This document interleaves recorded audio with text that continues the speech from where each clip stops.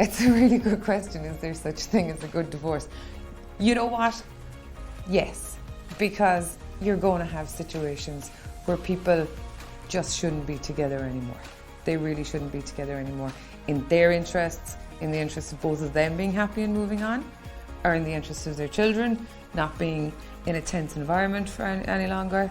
So yes, there is such a thing as a good divorce. And what we like to do is to try and move the divorce process so that maybe the client can walk away after going, you know what, we needed to do that, it's done, and it was done in the right way.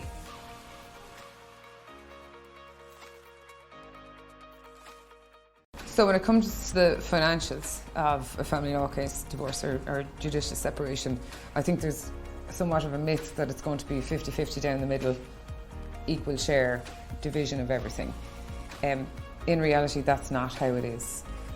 What has to be looked at is proper provision for both parties, particularly where one of the parties is going to have the kids living with them. That's what the courts will look at. So if you're legal age client or if you're a multimillionaire client, proper provision for the parties is what it looks at. The simple way to look at it is like this. It was one house with two incomes. It's now two houses with one income.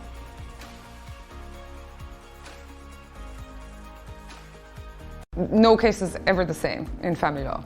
So with regards to the facts that you're going to give to us when you come in, then we can give you an idea as to how long it's going to take. If there's one property and that needs to be sold, you give or take a couple of months in that respect for the property to be sold, and the money is divided.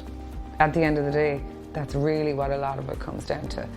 A divorce can take maybe between 1.5 years and 2 years from the very first date to its actual conclusion, which is way behind the international standards with regards to conclusion of divorce and separation.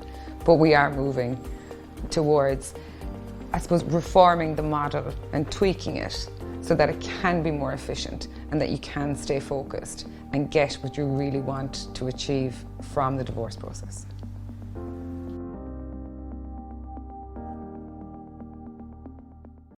With regards to remaining objective, and as I said, the first thing that we're going to ask you to do is to set out your priorities and what you really want from the divorce.